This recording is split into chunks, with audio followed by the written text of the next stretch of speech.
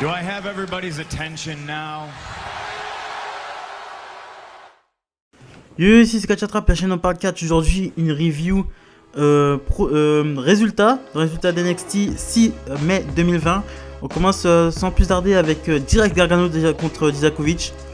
Je vais vous le dire directement, tous les matchs de ce NXT étaient de très très bonne facture. C'était un NXT qui était très très bon.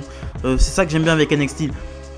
Des fois ils peuvent faire des shows qui sont moins bons, mais c'est justement à chaque fois pour servir un show, pour servir un prochain show qui sera de très bonne facture. Donc très bon match de Gargano et Dijakovic. Intervention de Candice LeRae qui distrait l'arbitre pendant que Gargano retire les protections de coin de ring. À un moment aussi, Dijakovic tente une powerbomb, mais Gargano le contre en Huracan Rana et Dijakovic prend le coin de ring et ensuite Gargano en profite pour placer son Spike DDT pour la victoire, une victoire volée de Johnny Gargano qui confirme qu'il s'impose en tant que heel à craindre chez NXT. Et je disais la semaine dernière que Keith Lee n'a pas de concurrent direct pour le titre de mid-card de NXT, nord-américain de NXT. Si, maintenant il en a deux. Il y a clairement le Prince Balor, mais il est en rivalité. Et clairement Gargano, je pense que Gargano peut aller chercher son deuxième titre nord-américain. J'attends un Gargano contre Keith Lee, parce que ce serait la suite logique. Voilà, Gargano Keith Lee, ça pourrait être de très très bonne facture.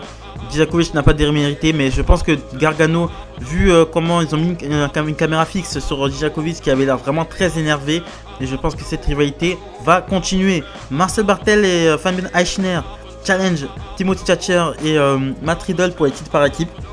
En fait, ils lancent un challenge à Matt Riddle et Thatcher pour les titres par équipe. Ensuite, on enchaîne avec un match pour le Cruiserweight Tournament.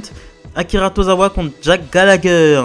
Bon échange, mais victoire très rapide de Akira Tozawa. Akira Tozawa qui est sur sa deuxième victoire dans le tournoi. Et après le tournoi, il est interviewé et il dit qu'il va battre El Hero de Fantasma au prochain tour. Xia Li contre Chelsea Green. Match, bon, c'était un match entre Xia Li et Chelsea Green. J'ai rien à dire de plus là-dessus. Intervention d'Alia, ce qui permet à Chelsea Green de placer clairement. C'est un kill, son finisher, c'est un kill switch. Clairement, c'est un kill switch pour la victoire. Ensuite, on dirait le manager de Chelsea Green a tendu la main à Alia. Donc, je pense qu'il y a moyen que dans ces prochains temps, ils prennent aussi Alia sous son aile. Ensuite, il y a les débuts de Karrion Kross et Scarlett Bordeaux. Une entrée. Franchement, ils nous ont fait. Franchement, quand tu arrives à la WWE, faut marquer un impact. Et Karrion Kross et Scarlett Bordeaux ont très très bien joué là-dessus. Une entrée de ouf.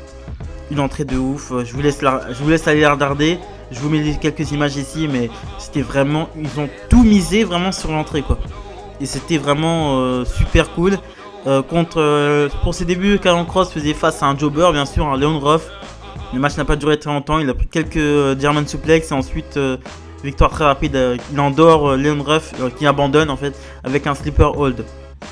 Karrion Kross, je sais pas où il va se situer à NXT. Je pense qu'il va continuer sa rivalité avec Tommaso Ciampa. Je pense qu'il va enchaîner quelques jobbers comme ça et ensuite il ira affronter Tommaso Ciampa parce que ça risque d'être très bon.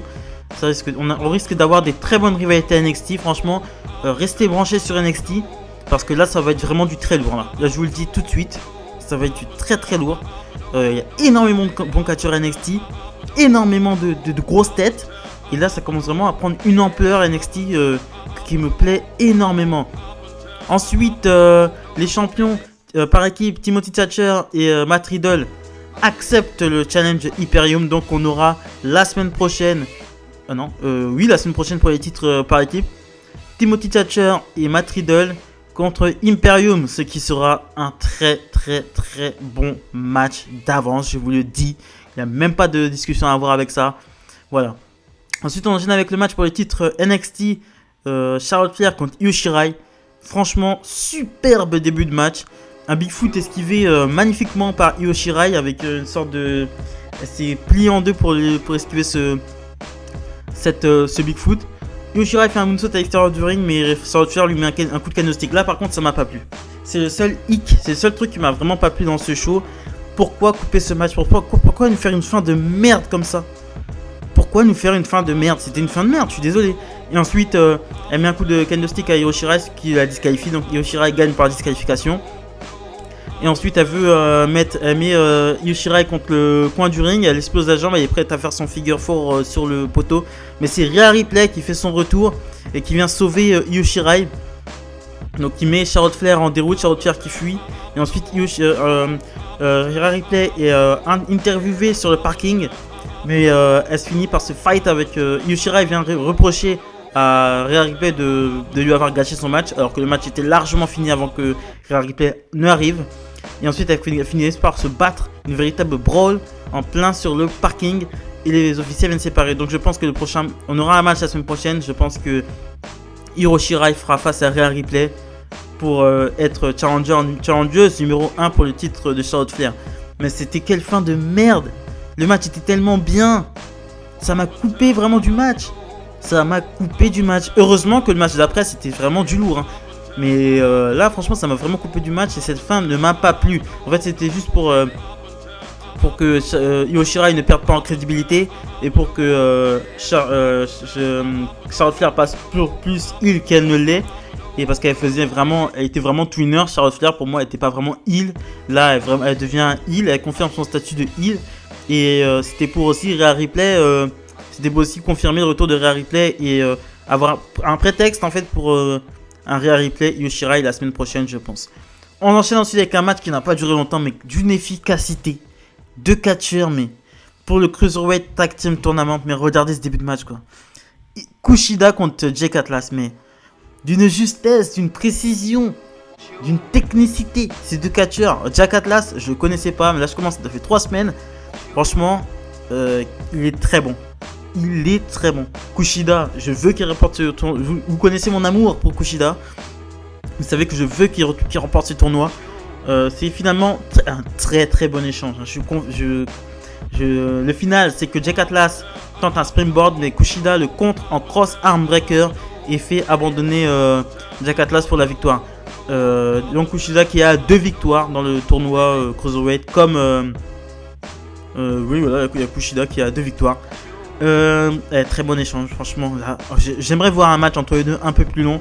Mais c'était de très très bonnes factures. C'était le meilleur échange de la soirée. Voilà. Je le dis clairement. C'était le meilleur. C'était propre. C'était juste d'une justesse parfaite. Tout le monde est... C'est parfait en fait. C'est parfait tout simplement. Donc nous avons le droit au retour de Finn Balor, qui sous-entend que la personne qui l'a attaqué a fait ça pour avoir un push. Mais au moment où la personne se retrouvera sur le ring avec le Prince, il pourra pas se cacher et là son push sera un squash. Donc la personne qui a attaqué Finn Balor l'a fait pour se faire remarquer, être dans la lumière.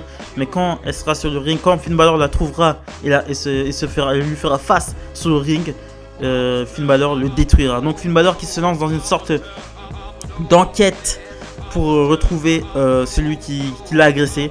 Et j'adore ça. Je suis très friand de ce genre de truc, de ce genre d'enquête. Roman Reigns l'année dernière aussi s'était fait agresser comme ça, plusieurs fois des tentatives d'agression.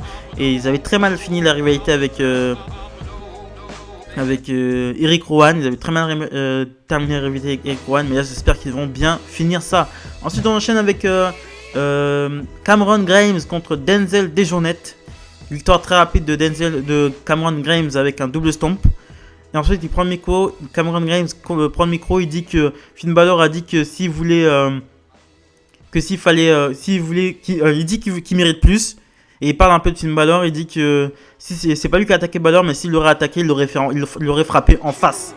Et Finn Balor arrive et lui demande alors frappe-moi en face. À un moment il veut partir, mais Finn Balor leur tourne une main droite, double stomp et un split blade. Et ensuite il sort Grimes du ring. Et il dit que le serpent se cache derrière les hautes herbes, mais qu'il va lui trancher la tête. Donc Finn Balor se lance officiellement dans une enquête contre son agresseur. Et ça, c'est pas pour me déplaire. Ensuite, on enchaîne avec ce qui était le main event of the evening. Adam Cole contre Velveteen Dream pour le NXT Championship.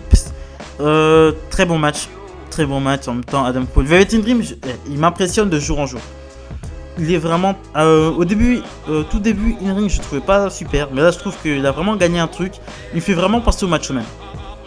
Il me fait vraiment penser au Macho Man Randy Savage. C'est un truc de fou. il me fait penser au Macho Man. Dans la gestuelle, dans les façons de faire, c'est le Macho Man. Il faut dire, c'est le Macho Man version 2020, clairement. Intervention de Zenith Federa, mais Dexter Lumis sort de nulle part des dessous de ring. Là, par contre, j'ai popé comme un fou. J'étais chez moi, mais j'ai popé comme un fou. J'ai fait Non, j'adore Dexter Lumis. J'adore, il a un potentiel, ce mec. Mais vous vous rendez même pas compte. Ce mec-là, il a un potentiel de fou. Ce mec-là, comme je le dis toute cette semaine, lui, il est spécial. Lui, il a un gimmick qui n'appartient qu'à lui. Lui, il a un truc. Contrairement à Bray Wyatt, Zephyr, pour moi, c'est terminé. Hein, ça n'a pas marché. Mais lui, ça va marcher et ça peut marcher s'il est bien booké. Ensuite, il met KO Zenith Federa. Il soulève Strong, mais Strong, en fait, se mange l'arbitre. Ce qui met KO l'arbitre. Il n'en faut pas beaucoup pour le mettre KO. Ensuite, en fait, c'était au moment où Dream était en train de faire son Purple Rainmaker sur le centre du coude. Il fait le compter qui était largement le compte de 3, mais personne n'est là. Et ensuite, il fait un springboard sur tout le monde à l'extérieur. Au moment où il monte sur le ring, il se prend un super kick. Enchaîné dans last shot pour la victoire. Adam Cole qui conserve le titre de championnat de NXT et qui solidifie encore plus son règne en fait. Qui va venir chercher le titre de NXT à Adam Cole? Quel face serait assez bon pour venir chercher les titres à Adam Cole, à part Keith Lee. Donc la semaine prochaine nous aurons Timothy Thatcher et Matt Riddle contre Fabian Aichner et Marcel Barthel pour les titres par équipe. Nous aurons aussi Prince Finn Balor contre Cameron Grimes, et je pense que nous aurons aussi un peu plus d'informations par rapport à cette agression que Finn Balor a été victime. Et c'est vraiment pas pour me déplaire. La NXT, ça prend vraiment la tangente. Ça prend vraiment une direction qui m'intéresse grandement. Et je n'attends que ça. Je n'attends que NXT se dévoile. Et voilà quoi. Donc je vous remercie. Je vous remercie de m'avoir écouté, liké, commenté. J'ai sorti ma vidéo pronostic de Money in the Bank. Elle est disponible. Likez, commentez, partagez. Très important pour le développement de la chaîne. Salut les amis.